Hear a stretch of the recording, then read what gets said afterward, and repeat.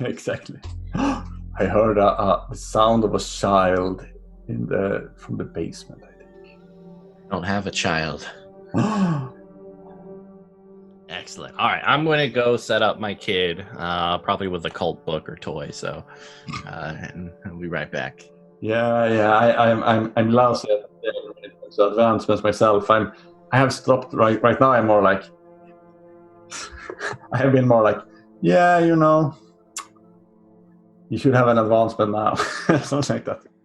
Let's take 7 step in constructing a scenario, because I think it ties in well with the commandments.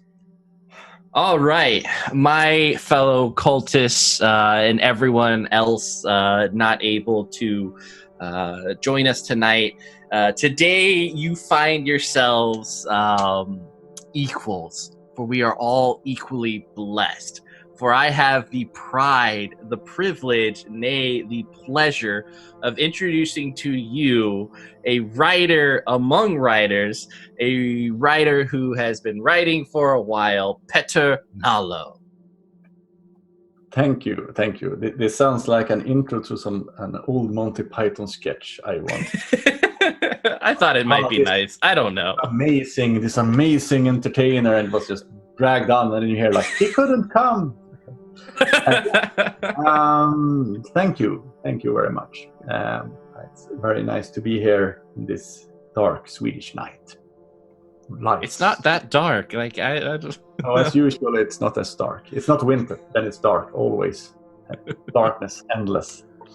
So yeah, today we are talking about the 7 steps on writing a scenario. Previously, we talked about the 7 commandments of Kult and what you should keep in mind. But this is kind of more of a, you want to write for Kult, you should listen to this, because there's some great advice and great steps on how to have this complete, amazing scenario that you can brag to your friends about and take to conventions and stuff. So these 7 steps really in constructing or building a scenario, or building scenarios like in the style of Oakwood Heights or Island of the Dead or something like that. And this is not a checklist that you need to do in order. So it's not like you need to start with step 1 or step 2 and step 3. I would say that you can start anywhere, and you would probably work on all the steps simultaneously. Because I have never worked with like a project like I'm doing one by one, and what sparks the imagination and sort of the seed for the scenario can be anything and start anywhere. So I would say that the first step when you are building a scenario for Kult as a game master, I call it concept and setting. Try to come up with a concept, and the concept is really what is the scenario about. Mm-hmm. The setting is when and where. So if you have like Oakwood Heights, of course, crime scene investigation in Detroit, 2015. Island of the Dead, survival horror on a tropical island, some year, I don't remember exactly. The dinner, La Cena? Yeah. Okay, yeah. Family dinner with a lot of trauma, 1960s Miami. And that is really the concept and the setting. And these, almost see them as like 2 lists next to each other, and you sort of can scroll through them and try to combine them. Because if you take like Island of the Dead and you change the tropical island to Antarctica or the desert, how would it change the scenario? What characters would be in the scenario? If Oakwood Heights would be like a crime scene investigation on Antarctica on some base, and just by playing around with like concepts and locations and settings, you can sort of really discover new stuff. So if you take Oakwood Heights and say like, I want a crime scene investigation, and you place it in like 1794 in Vienna, or in Venice, it's like, this would be like the canals and masks and like flintlock weapons and that kind of stuff. Yeah. So it's very, very different. So, but try to figure out like the concept and the setting, and see like what is the scenario about. I mean, Oakwood Heights was set in Detroit. What was important about Detroit kind of during the modern era that was, I guess, beneficial to the scenario as a whole? I think that Detroit, it could have looked very different depending on what town I put it in. Mm-hmm. Detroit sort of fascinated me with the sort of the urban decay. The area Oakwood Heights, it has a cool name. Yeah. Pictures of it online where you had those small homes, and behind them you see the petroleum plants sort of rising up, and you had Sug Island, which is like, if you look at it from Google Maps, it's like completely black. It's like rusted industries and coals and old coal ships. It looks like another world, and it's sort of in the middle of Detroit. And I felt that the sort of fall of Franklin Mills and the decay of the city sort of merged in a way. So I think it was just a fascinating setting. Mm-hmm. That from very early on, I think that Detroit was sort of the core place of the scenario.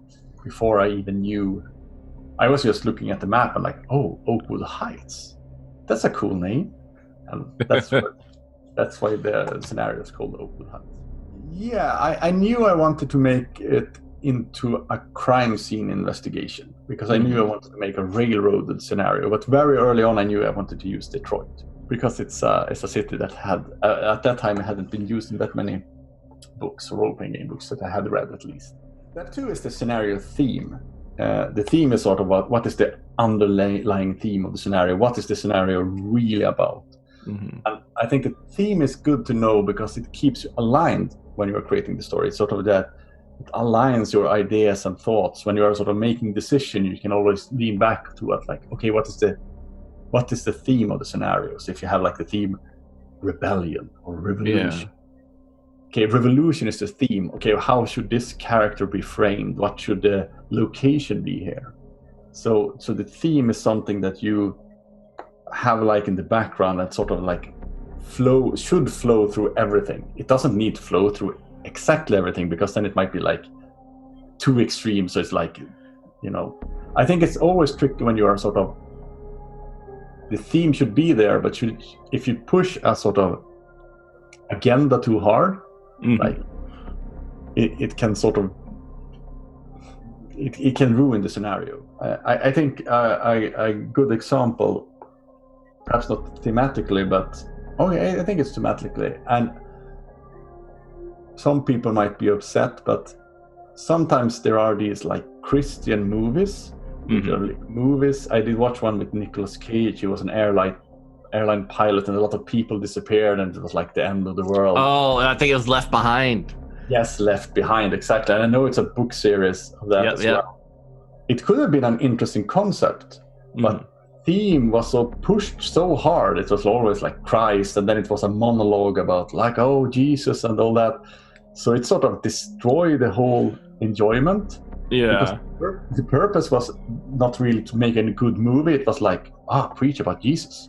And if you are making a scenario where it's sort of preaching about something, you should really tone it down to sort of and be there, but it shouldn't be like overtake the plot.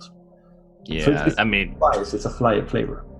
Yeah, if you've seen The Lighthouse, the black and white one with Robert Pattinson and William Dafoe, you can kind of see the theme of it without them ever saying anything regarding the theme of it. It's just insanity in isolation and loneliness and just kind of that whole aspect. But like they never preach or anything like that, but you know it and you see it and you can definitely feel it. And no, but then it's perfect, and I think that it's good when you can sort of discuss the theme as well. I sometimes even have something behind the theme, that I have some overarching concept, and then their themes may stream from that concept, but I never mention what the concept is.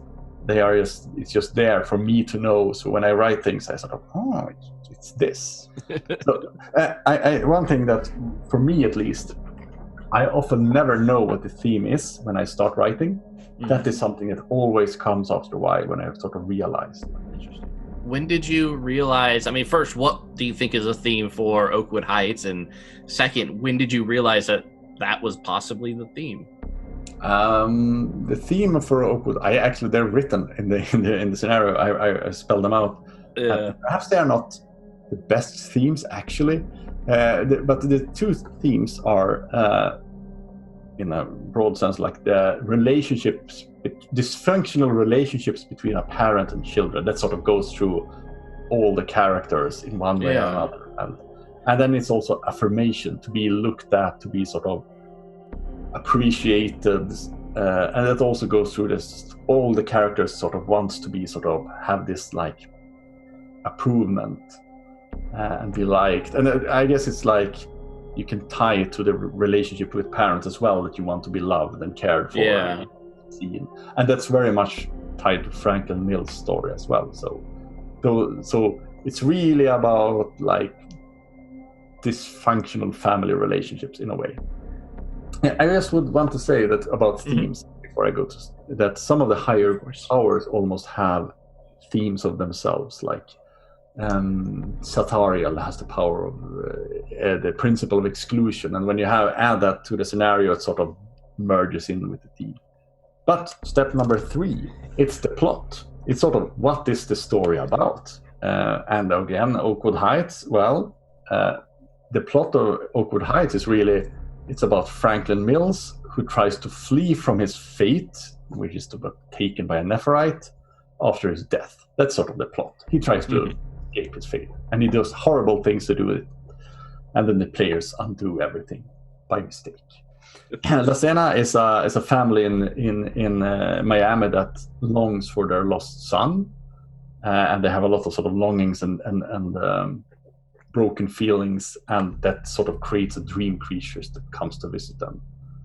Atrocity Exhibition is about a woman who seeks to escape death and tries to resurrect her old lover that can give her immortality. So that's the plot, and the plot is not really something that the player characters might know about, especially not so much of the plot can be backstory, and it's almost like you have a slider on a time scale where it's like, where would we put this where we play this? So I mean, you could take Oakwood Heights and plot and like be like, perhaps this should be like, Martha Mills, when she was alive, she was put on a mental hospital. Perhaps we should have a scenario when you play like other inmates on the mental hospital meets Martha Mills, and you realize that, oh, she's in connection with something. She's weird. It's a different scenario, but you can sort of still use the timeline. So that's the plot. Figure out what is the plot and the backstory of the scenario. Number 4. A very simple step on paper, but it's really what part of the mythology is involved. If you just have a story and it's not ties into the cult mythology, I guess you can make a cult story without any supernatural things at all, but then it's like, just add a sum of it. Is it a higher power involved? What kind of creatures? What makes this scenario cult and not random horror? So that's a short and easy step in a way. Yeah, but it sounds like you definitely at least have to look through the mythos and figure out how exactly the mythos, kind of going back to the 10 Commandments, interacts with your scenario, so that it's just not, there's a scary monster, or this is just a mundane, I mean, in the case of the driver, like just a mundane ride through the hills. Yeah, except that you might have a bayonet that is smeared with blood that have special powers. Who knows? In the driver. Yes, exactly. I would say that yes, and first of all, it's 7 commandments and not 10. You are too biblical here. I know, right? I keep going right back to it. Yeah, I know. I guess the 10 commandments has sort of a bigger impact in the world than the 7 commandments of cult. I think that the higher powers are something that often is involved, because what principles are involved in the scenario, and often you can sort of see that in the scenario, like, oh, this should probably be Kether, or it should probably be Satariel or something like that. So when you are building the scenario, you don't have to decide this from the beginning either. It's like something like, perhaps it should be the children of the underworld, or yeah, we'll discover it. Yeah, and especially kind of going back to the blind leading the blind on the other video, it's you can pretty much write a scenario and look through the Kult book and figure out what would the supernatural element be within this scenario, because there's between all of the themes and concepts of the angels and archons and such, you're gonna find someone who would definitely be a part of your adventure. Yeah, you can create things in many ways. You can make very different kind of creatures or stuff. So you can do a lot of things on your own, but as long as it feels cult and tied to the mythology, I think it works. Step number 5. Yes. This is a bigger step than step number 4. It is the player characters. I think that role-playing games in many ways are different than movies, books, and TV. In movies and books and TV and all other media, it's so obvious that the characters in those stories are tied to the stories. Yeah, they're integral to the stories. They are about these characters. In many role-playing games, you have like a story and a scenario, and then the players have made their characters, and they just like throw them in there, and they are not at all connected to the story as such. They're just moving through the story and like doing stuff. Again, Call of Cthulhu is like the best. You need library use, Egyptian hieroglyphs, and credit rating, and what your name is and who you are is completely pointless. We don't even want to know. Go out and see if you play the Masks of Nyarlathotep and see how many times you die. Yep. Yeah, that's how it is. But in Kult, since it's so focused on the characters, it doesn't really work.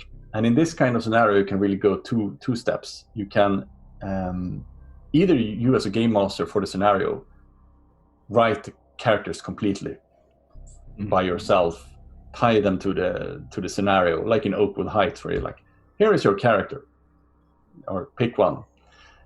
Or you can let the player create characters after very specific rules. So you can say, like, you should have these abilities, you should be sleeper characters, these archetypes are not okay. And there are, for example, in the upcoming scenario, it started and ended with Screams by Matthew Dawkins.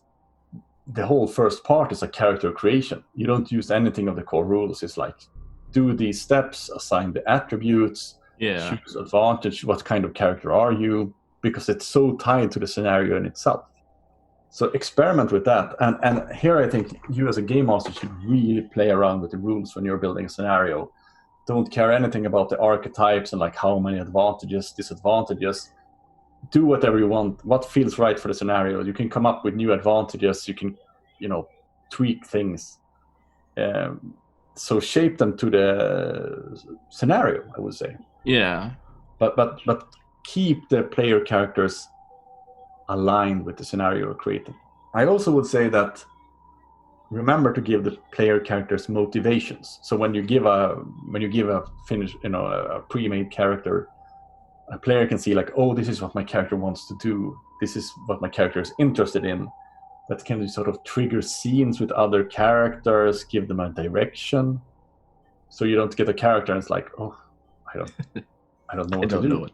Another advice also when you're creating player characters, if it's not intentional, avoid creating a main character by mistake, because it's a very common thing to I have this plot, and then it's like the character that is chosen one or whatever. Yeah.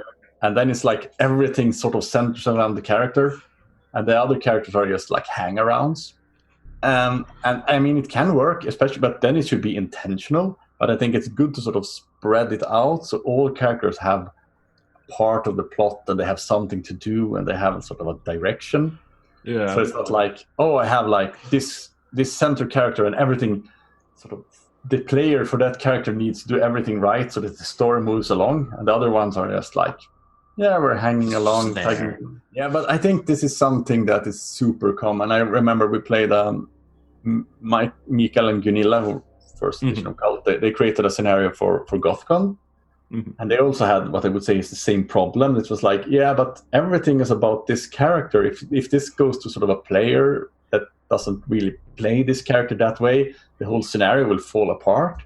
Mm-hmm. So, and I have done it myself. Like sometimes, and then I realize, oh shit, it's like everything is focused on this character. Oh.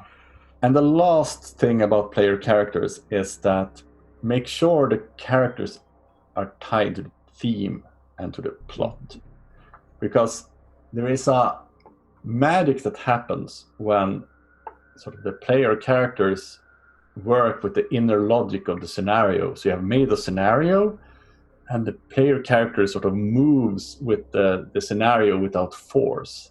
Yeah. And this is also, it sounds like I'm bashing Call of Cthulhu, and I'm not, because I play it a lot and I like it. Yeah. But we love Call of Cthulhu. Yeah. But it's like, yeah, you're an investigator and you have investigating something in London. Oh, and it's some strange cult. Okay, right. Oh, you need to go to Egypt. Okay, but I have my life in London. No, but let's go to Egypt. Yeah. Okay, we read about that strange cult, but isn't that a bit far? And the players will of course do it, because otherwise it's no game. Yeah. If you can make it logical, that yes, everything tells us I really want to go to Egypt, and the players want it themselves. Mm-hmm.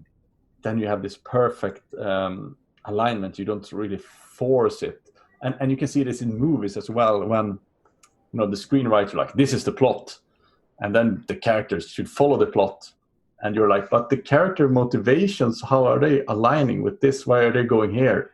I would say this is the hardest part. Character motivation, and make them go in the right direction without making it feel forced. Super hard. But the inner logic of the scenario will win a lot if you go that way. This is actually something that is brought up in the upcoming book Beyond Darkness and Madness, where we sort of set different kinds of threats and horror. Mm-hmm. And you can have the horror on the very sort of inside the character, what the character struggles with, what's inside you. And then you can have the horror on a level that is sort of in your surroundings, the world, your relationships, the small community that you live in. And then you can have the horror in the world. It's like the big corporation or something outside your sphere. I mean, a good character has sort of a good story. Sort of might tie you have both internal horror you have in your society, and you have the sort of the world. And perhaps it even moves closer. So things that start in the world comes closer to your society, then it affects you. Or if that's from inside, may sort of pop up in that's a typical cult thing. Oh, my inner being manifests and it sort of destroys my relationships. And then sort of the world starts to be corrupted. It also tells us sort of what kind of stories you can tell, because characters that only have like threats in the big world, it's only corporations, and don't really have any inner personal life, and don't really have an outer sort of relationships or a normal life and families. They are like characters like Ethan Hunt, James Bond, Fast and the Furious guys. So the only things that can affect them are the big things in the world. So they always need to go to exotic locations, because if you have drama about the characters, it can take place in a cabin and it will be just as effective. But if you have like James Bond in a cabin and nothing happens, it's pretty like, I think there is actually a reason why a lot of sort of the epic movies are far away from. It's not so much about who they are and what they feel and their inner. It might be on the surface like, oh, I have a drinking problem, and then it's like forgotten in the next scene. Yeah. Here is the step that will be the largest amount of text in the scenario. This step is called Paint the World. And this is like the scenes, the locations, the characters. And if we imagine the world and the scenarios are like a blank piece of paper, each of these things is a hub on the paper. This is like the ship at Saga Island is a hub. The house at South Waring Street is a hub. Martha Mills is a hub. Every sort of text that has a headline almost is a hub on that paper. And the players will navigate through these hubs. That's really the scenario. So I guess a dungeon scenario is a good similarity. There you move from room to room, and here you move from hub to hub, but it's just that the dressing is different. And of course, sometimes you need to reach a hub so you can unlock or discover a new hub. But this is what you are writing. In the Oakwood Heights, I said some hubs would be like the ship, the house, and all that. Here you really want to make the hubs stand out and be memorable. For example, if I made in the beginning of Oakwood Heights, I made first it took place in a house, and then the end scene took place in another house. And I realized it becomes super confusing if it's two houses.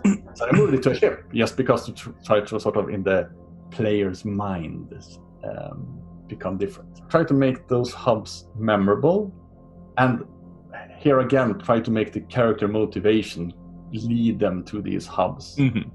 And remember the scenario themes to the hubs. So this is like creating all the hubs, all the parts from the scenario, and in these hubs you can, I have thematical connections, and you can plant hooks in the hubs so that are tied to each character's dark secret. So when you come to the house in Oakwood Heights on South Waring Street, there is in the house description of the house, like Felicia Jenner, this is something that might happen.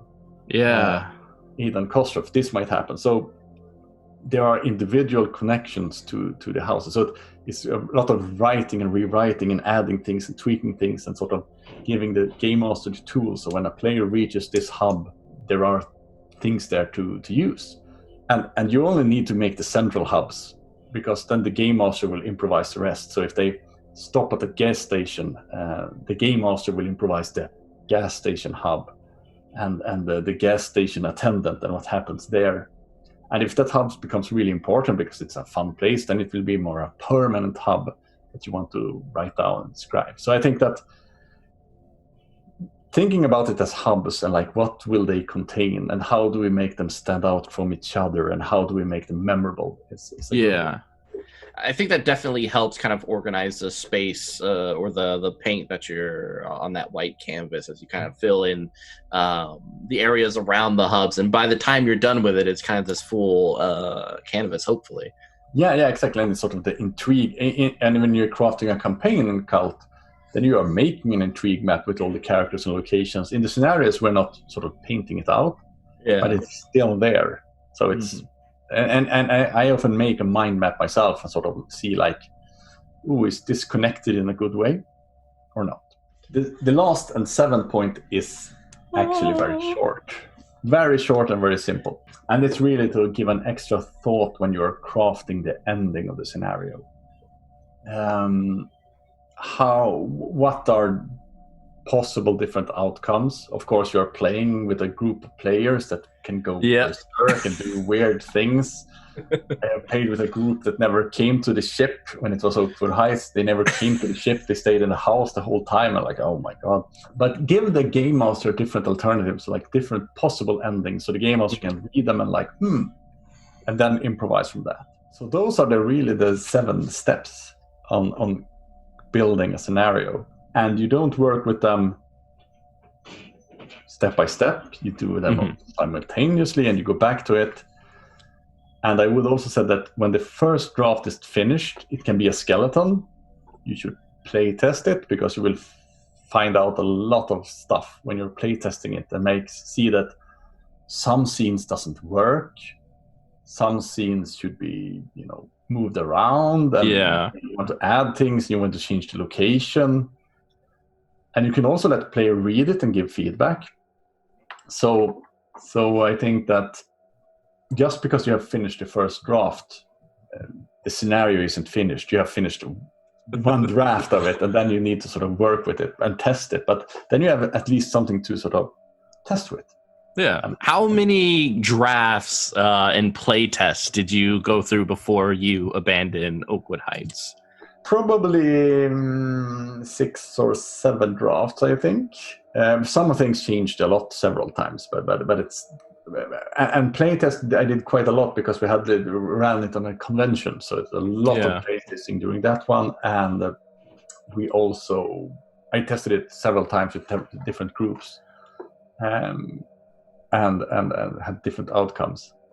I also think one important thing when you get feedback is, of course, that you should listen to feedback, but you should also remember that the scenario is not for everyone. So if you send someone Oakwood Heights and they feel like, oh, I don't like scenarios where sort of children are getting in trouble or hurt, can you change that? And it's like, oh, but that's sort of the central theme of the scenario. That's necessary. Yeah. And it's fine that they don't like it. And if you don't like, for example, if you are yourself traumatized with bad family relationships, you might not want to play La Cena, because it's like a really tough scenario with sort of a lot of sort of abuse under the surface and really sweaty and disgusting in many ways. So that just to know that feedback should always look. It's so much about being true to the scenario. When you find the right story and you have the right ingredients for this perfect brew, you try to find the soul. That's this discovery. You work with it to sort of find the soul of what will the scenario be? How can I perfect it before I abandon it? And if you're starting to make decision based on like, ooh, that person didn't like that. If everyone says like, this is too far, or this is wrong, or feels bad, or this is too long, then it probably is. But you should always need to sort of think like, who is this for?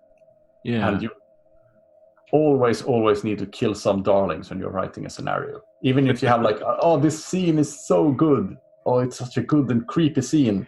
I had one in Oakwood Heights when they come to the house and they discover a homeless woman in the wardrobe during the crime scene reconstruction, and the scenes were really creepy because she's like, oh no, the woman in the house told me I must stay here in the wardrobe. And it was like, oh, creepy. But then it derailed the scenario. So like, oh, let's call a squad car to pick her up. And it's like, and Oakwood Heights has a really slow start as it is. So it's sort of, it was a cool scene, but it was like, oh, you need to cut it. So. Oh, I definitely see as awesome as the scene sounded, how like, just as I've run it several times, how many of the players would have focused on that aspect and never have made it past the house. No, exactly. So kill the darlings if they're cool, find the soul of the story, and rewrite a lot of things and times, and playtest. You will find a lot of weird things when you're playtesting things. Well, thank you, Pt2, for a wonderful evening, and I hope everyone found this educational. And we, as always, look forward to seeing everyone's ideas about scenarios, new things they want to check out. Always look forward to seeing fan content being created.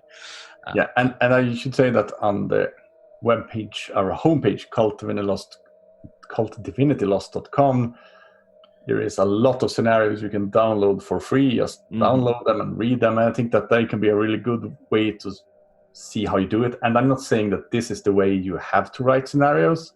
This is one way to write a scenario. It's sort of a template, but rules are meant to be broken. So, but at least you have some rules to go some guidance. Some guidance. Exactly. Go forth and write. Exactly. Let's see what you are creating. Some mad creations.